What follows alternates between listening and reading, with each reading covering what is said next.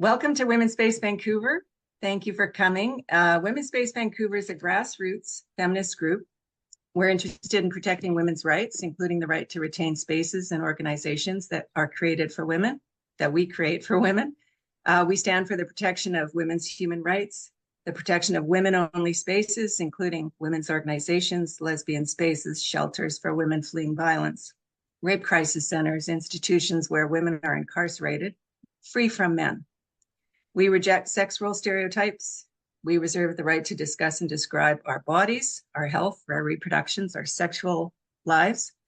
We demand the right to gather and express ourselves without bullying and intimidation. And we stand for the protection of children and youth. We support a real democracy. And we do our work through lobbying politicians in government, media, other organizations, and work on campaigns in solidarity with other groups, participate in public political actions, and host education sessions like this one. So we're working for solutions. We want change. And we're honored today to have a very special guest, Julie Bindel. For those of you that don't know her, is a feminist campaigner, a writer, an investigative journalist. And when I say investigative, I really mean investigative. There are few true investigative journalists left. She's author or co-author of 6 books, including Feminism for Women, The Real Route to Liberation. And we'll talk about other books later, but her newest book coming out soon is called Lesbians, Where Are We Now? Is that right? Is that the right title? Right. Yeah, I like it. It'll be out in a few weeks, or a few months, sorry. Julie writes for Unherd, The Observer, Sunday Times, The Critic, Spectator, Telegraph, The Mail on Sunday, many other online and some are paper, I guess, too, in magazines. She's the co-founder of Justice for Women, which is a campaign organization that supports and advocates on behalf of women who have fought back against violent men. And she's the founder and co-director of the Lesbian Project.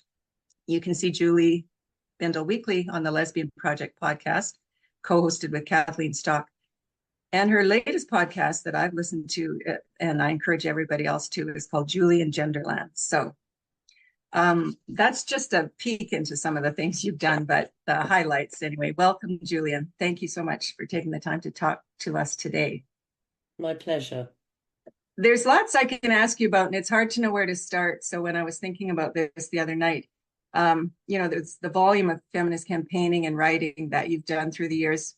Maybe we can just start a bit with young Julie.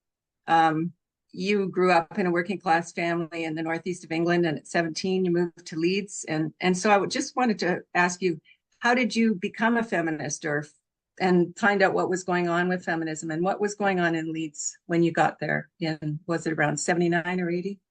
Yes, it was just towards the end of 1979, excuse me, when the women's liberation movement was going very, very strong. And I suppose what brought me to feminism, apart from my early childhood experiences and noticing and obviously being affected by the lower status of women and girls in my community, was lesbianism, was the fact that I was outed as a lesbian just a bit before I was ready to out myself. And that was when I was 15 at school, a very bad school.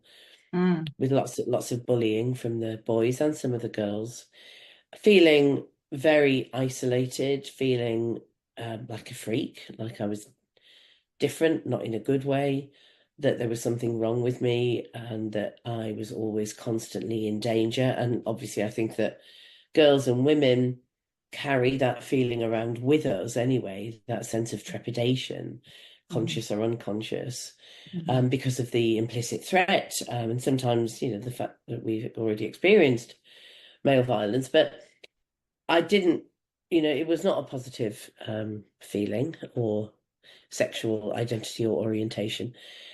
And so I moved away from a very loving family, from this town in the northeast, which is a very deprived area of England, because there was no work and there was also no possibility of me finding other women that I could relate to. Girls, really. I was still a girl.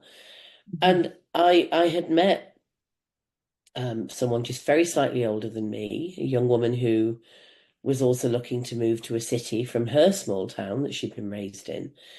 And we met because in those days, I mean, obviously it was pre-internet, it was certainly pre-dating apps and sites, but there was a section in one of the generic kind of gay magazines, publications, which was about friendship, which is interesting. It was I want to meet others like me. I would like to have coffee or go for a walk with another lesbian or gay man. We were that isolated that it was basically about meeting anyone that you might form a friendship with. And obviously some were also looking for romance and sexual encounters. But I formed a friendship with one or two women that lived in Leeds, which was a fairly big city in the north, and moved towards that, the possibility of joining some, other groups of women that would understand where I was coming from. And actually what happened was I met women they were all around 15 years older than me. They were kind of in their very early 30s.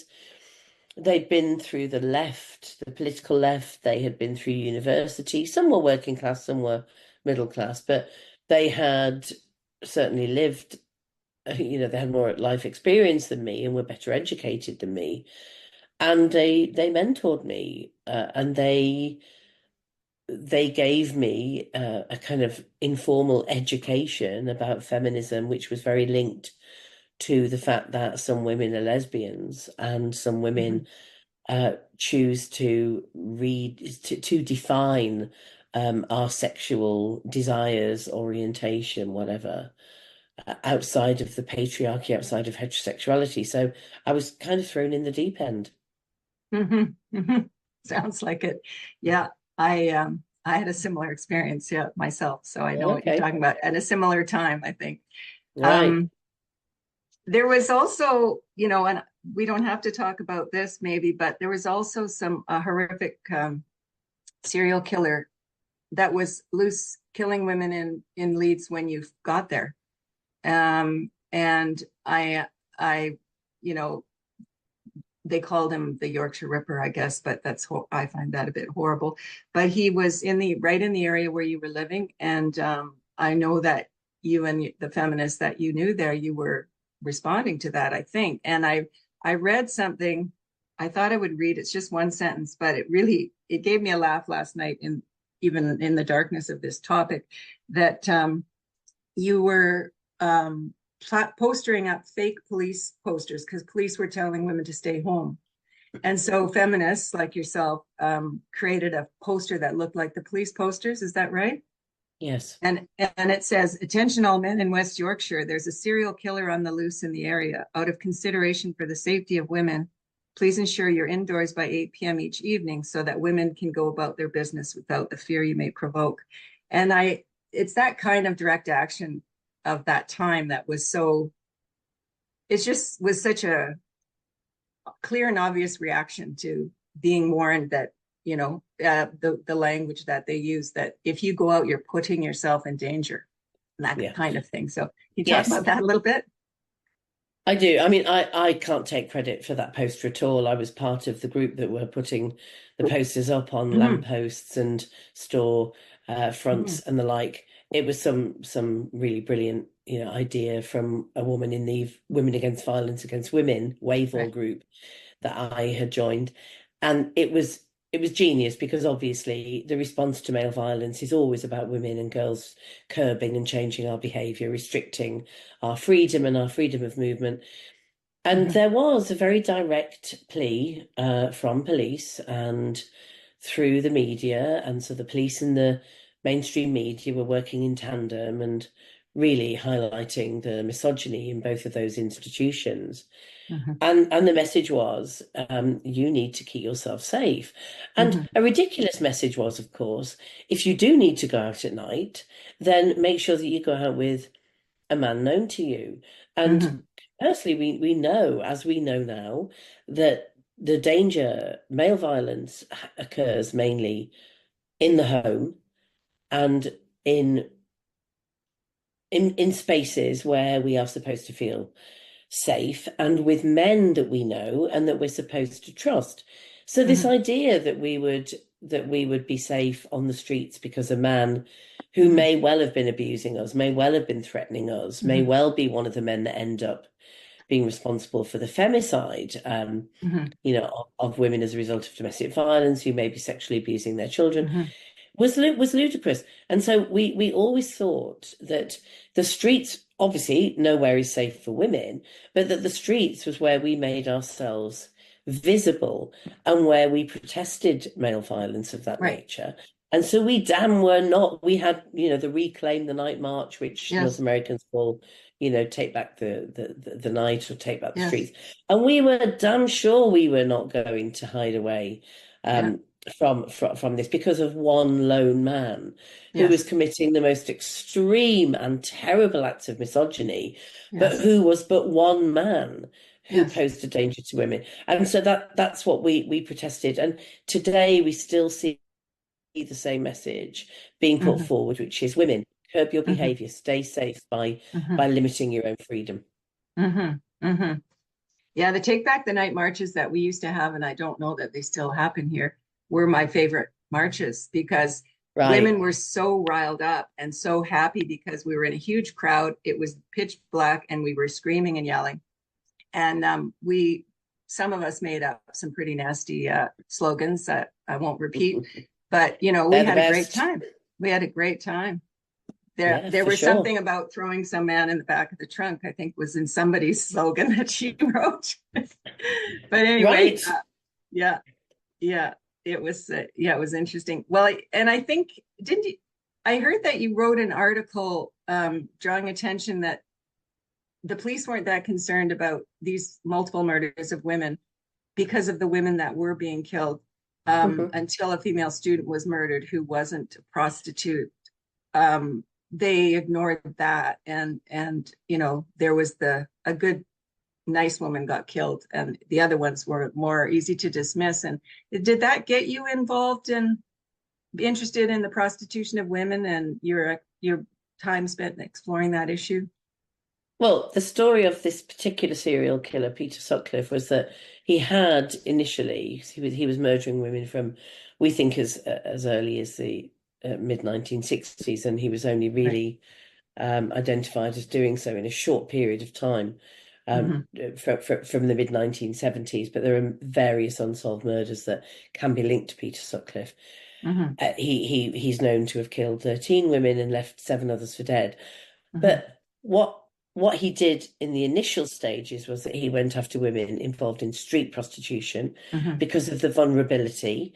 So the visibility, the vulnerability, the dark streets, the kind of clandestine nighttime activities that many people stay away from unless they are unfortunate enough to be the prostituted women or the men that seek to abuse them. And of course, very quickly, the police just made an assumption that meant that he was a serial killer of women in prostitution. And yes, initially those women they had some involvement in prostitution, but he went on and he was probably stalking women, anyone we know who was out at night where, there was obviously no cameras, public CCTV, we call it. And there was very little opportunity to track the actions of any man out in the dark in that way. But we know for a fact he was stalking any woman out on her own who he decided would be a good victim for him. And actually, it wasn't a student that he murdered. It was a girl, a 16-year-old girl called Jane MacDonald, who he murdered, and where the press decided that she was an innocent victim and that Sutcliffe had made his first mistake. So thereby making it very obvious that the other women were culpable in their own murders, that they were lesser than Jane MacDonald, that obviously they were responsible for their own fate. And the term innocent victim was very stark very stark in Mm-hmm. terms of the culpability of other women. And again, Mm-hmm. something that we see continually, and Mm-hmm. it's used all the time, as we all know, Mm-hmm. to differentiate women as deserving and undeserving victims. Mm-hmm. Mm-hmm. And then one of your big projects and that resulted in a book was, you've traveled globally to investigate the lives of women living in dire situations like that, being groomed and trafficked, and writing and reporting in depth, up close. You were there, not writing from a desk or behind a computer in a university. You went and traveled and met these women and spoke to them. And I read somewhere that you interviewed 250 people in nearly 40 countries. And that type of investigative reporting, as I referred to in the introduction, isn't done that often that way by many people anymore. So that was amazing. And can you talk a bit about that experience and the kind of feedback you received about that book that it was published, called The Pimping of Prostitution, Abolishing the Sex Work Myth? Yes, this was published in 2017, and I'd wanted to write a book about the harms of prostitution and the makeup of the global sex trade for a long time, because even some feminists, or some women that would, proclaim to be feminist, Mm-hmm. were excusing what they call sex work and were minimizing the harm. We're using language such as client for the Johns and manager for the pimps and the like. And I couldn't understand why this was an issue. And when I would ask some women, I mean, all of my close feminist comrades and friends, were vehemently against systems of prostitution, including pornography. But when I would ask some women why they thought that we weren't allowed.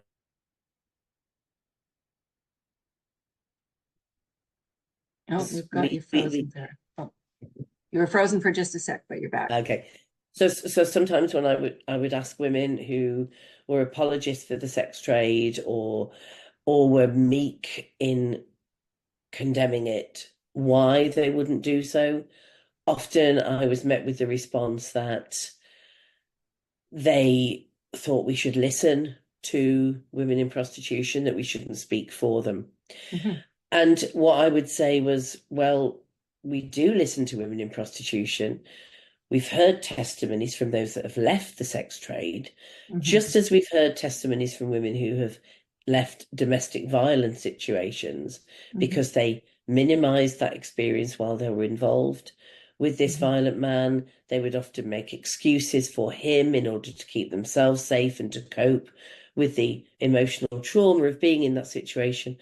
And also that we didn't require, I mean, I'd volunteered on a rape crisis line when I was 19 years old, and was never asked if I'd been raped before I was offered the training to then speak with women who were rape victims. I had been raped, like, most women have, but I had never been in a domestic violence situation with a man, but I also volunteered at a women's shelter. And so it was this meek kind of response to, oh, well, we can't really speak for women in prostitution. Well, in which case we can't identify the systems of male violence, such as female genital mutilation, forced marriage, you name it, unless we've directly experienced it, which I thought was just nonsense.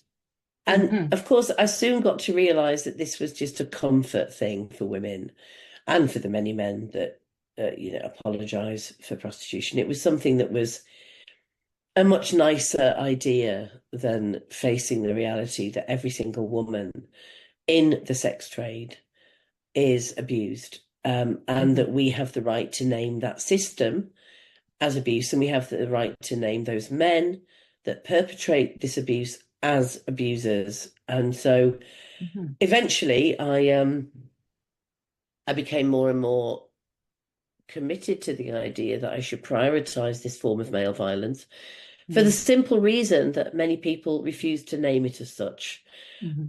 Those that would clearly define rape as tyranny, those that would clearly define domestic violence as tyranny, wouldn't do the same when it came to the sex trade. And I thought, well, if I'm going to do it, I can't write a polemic. I can't write something, a kind of sentimental, heartfelt piece on, I think this is really bad for women. I've got to go into the brothels, legal, illegal.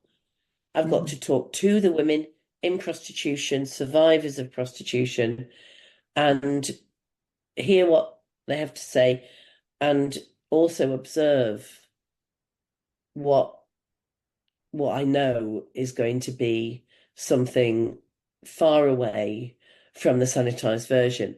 And for example, I went to Nevada, to the only US state that legalizes brothel prostitution. And Dennis Hoff, who thankfully now is dead, owned many of these brothels scattered around some of the counties in Nevada. I went to Vegas, and where people assume that the entire state has legal prostitution, because of course, if you've got brothels that are allowed to thrive and be advertised, it normalizes it way beyond that geographical location. And I went and talked to some of the women, and they told me that they were happy, that it was fine, that they loved their jobs, that they liked their clients, that their clients weren't violent, that they smelt nice. But during the process of interviewing these women, they told me things with their eyes. One woman started crying as she was telling me how happy she was, and she didn't even know she was crying. Another told me that the reason why she didn't have any personal effects, any photographs, any of her personal things out in the room that she slept in, lived in, and was prostituted in, she told me that it was because she didn't want any of these hideous Johns touching the photograph of her daughter with their horrible spermy hands. So you get stories from women by being with them, and without being invasive, and without asking them invasive questions. Yeah, it's a skill in and of itself that eventually comes out if you just listen and sit there. Yeah. Oh, that's great. You also mentioned, I've heard you mention a couple of times that you went undercover into a gay conversion program in the US, I believe. Was it in the US? It was in Colorado. In Colorado. And so how did you find out about this program and decide to enroll? And then, yeah. And then what, I want to know what year it was and a little bit about it. How many days were you there? Okay, so that was for a book that was published in 2014 called Straight Expectations, about lesbian and gay culture today in the UK. And I had noticed that the only reporters that had ever gone undercover to experience gay conversion therapy or to report on it were gay men who were very invested in the notion that we are born with a gay gene or we are not. And the reason why they wanted to end conversion therapy was because they thought so they thought we are born gay. We have a gay gene, and that's that. There's nothing at all other than an innate biological genetic factor. And that if this is the case, then you can persuade these conversion therapists that we could never change, so therefore there's no point them trying it, which I thought was a ridiculous argument for two reasons. One is that there's never been any scientific evidence at all of a gay gene. Many scientists, many of them gay men, some not, have looked for a long time to prove that sexual orientation and identity is innate. They also extend this to so-called paedophilia, which I just call child abuse, child sexual abuse. In other words, they want to medicalize something that is not medical. And that for lesbians, many of us come out later in life because we happen to have met a woman who makes us shed our inhibitions about being a lesbian, about being same-sex attracted, and that it's great if that happens, and that if you come out later in life as a lesbian, that doesn't mean that you've been hiding it or in the closet all along.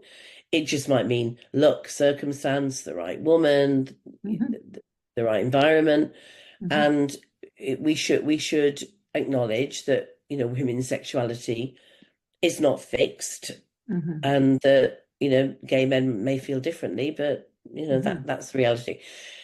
And also that innateness does not protect women. We are innately female, but it doesn't protect us from bigotry. Innateness doesn't protect Black British people. They are innately Black. And why is it that we're using the "we can't help it, please tolerate us, we have no choice but to be this way" to argue against conversion therapists that effectively don't think for a minute they can turn the likes of me heterosexual? Because I do think our sexual desire is very hardwired at a very young age, but they don't think that they can turn me straight. They just want to stop me being a lesbian. And so I researched online the so-called therapy centers, Christian, Orthodox, you know, Christian-run therapy centers that specialized in women, and found one in Colorado, went along to it, and was there in intensive therapy for a week. And I, you know, adopted a different persona. Obviously, I had a different name and a backstory, and it was pretty grim. And I'd met some adult women and men who had been through it for real, as young people, directed by their parents, or in the case of a couple of them, who were so full of self-hatred that they had enrolled themselves on these programs. And I don't know how they survived it, because it was pretty grim for me, despite the fact that I was, you know, undercover, and it was horrible. Wow. So I didn't read that particular book, but I will now. And did you write about it in the book, that experience? I did, and I wrote a couple of articles about it at the time. And when I came back, I emailed the therapist, Kelly, who had thought I was, you know, great. She loved me. She really connected with me as her client. And this is because I was playing a role that, you know, she bought into. And what was interesting about it, and also very horrible, is that every single thing that I told Kelly, the therapist, about why I wanted to be converted to heterosexual was external. So I didn't say to her, I feel full of doubt, I feel I've been railroaded into being a lesbian. These older butch lesbians groomed me into it. Every single thing I gave her was about external forces. So I'd lost my parents, I'd been kicked out of the church, I was bullied, I was called a freak. Everything that really should have led her as a Christian to say, look, you know, there are inclusive churches for lesbians and gay men. You can go to these churches. Jesus wouldn't reject you. You know, Jesus loves all of his whatever, the bullshit they give you. And she, you know, she could have actually directed me towards a much more inclusive church. She just wanted me to stop being a lesbian, because it is a sin. It's a sin. It's as simple as that. Sounds similar to the kind of counseling that is going awry with children these days, but we'll get into that in a minute. Right, yeah. You were earlier than many to speak publicly and write about the threat to women when men identify, or rather are accepted as women by some, or identify as women. And you know, many of us have been talking about this for 10, 20 years, but a lot of people are new to the table. And you had a public persona that you could write articles in newspapers and books and speak. Yeah. So what was your first clue that something really harmful was afoot, that was going to become very harmful? And what was the response when you started talking about trans related issues. Oh, just the same as it has been, for many of us. But because this was back in 2004, Yeah, it was pretty lonely and it was pretty grim, yeah. because there was absolutely no movement against this ideology, but there were Hmm. individuals. There was Janice Raymond, who'd published her brilliant book, The Transsexual Empire, back in Hmm. um, 1979, and who was still being attacked and vilified and harassed. And, there were one or two others that had Hmm. looked at very clearly at the way that men will colonize women in whatever way they can. Hmm. And so the theories were out there. Feminists were the ones that had identified Hmm. the absolutely crazy notion that you can be trapped in the wrong body. Because, of Hmm. course, feminists were the ones that had developed the theory of gender, which Hmm. we also call sex stereotypes.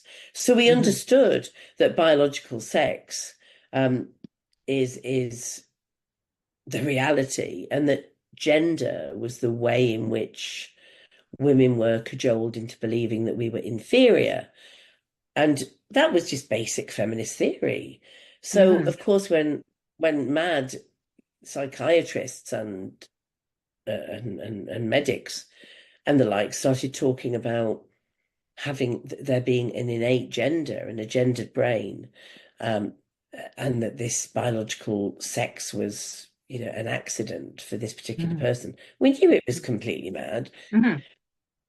So I Yeah. wasn't. I was. You're just talking about basic feminist theory, Hmm. but unfortunately, the vast majority of people outside of feminism, and most of them within feminism at Hmm. that time, and again, not my community of friends, but Hmm. the wider feminist grouping, just Hmm. thought it was yet another form of bigotry against people that are different, Yeah. just like lesbians and gay men being Hmm. vilified for having Hmm. a different sexuality. Hmm. But it was very brutal, because I knew that I would get a lot of hassle for writing about it. And the first piece that went online in Hmm. 2004, although I Hmm. had written other pieces before that, was about Vancouver rape relief, of course. It was Hmm. about the Kimberly Nixon Hmm. case. And I'd read about that case, and I thought this was so disgraceful and Hmm. horrendous, and a form of misogynistic bullying and harassment, that, I just was all guns blazing. And Yeah. then what happened was that the fairly embryonic, newly formed trans rights movement in the UK all got together and bonded against me, and just I was their sort of whipping girl. Hmm. And it was easy for them to do that with me because I had a public profile, and they hated me for the stuff I said about men. Hmm. And this is all it is. It's just a men's rights movement. Hmm. Hmm. So they hated me already. The Right. men's rights activists hated the fact that I would point the finger at rapists as opposed to constantly talking about provision for rape victims. Right. They loathed the fact that I was saying, look at men and why they do what they do, as opposed to just setting up shelters for Right. the victims. Let's stop. Right. And so already I was a target. Now, Hmm. these men, the ones that lead the trans rights movement, are just these men, but these Hmm. are a particular, type of men with a particular type of fetish. Because Hmm. let me just make that clear, that the trans rights activists, the misogynists, the ones that picket our events, that make our lives a misery, that nail Hmm. rats to the doors of rape relief, etc. Hmm. They are the absolute worst misogynists imaginable, and they are fetishists. Hmm. But not all men who are diagnosed as transsexual and then end up living what they think of as women Hmm. are motivated by misogyny. Hmm. Some of these men, and I've met them, have been spectacularly failed by the medical profession Mm-hmm. and presented to psychiatrists as very unhappy, damaged young gay men who had been terribly abused by men and wanted to escape their male bodies. So I think it's not useful for us to think of this as being all about fetishism and all driven by misogyny.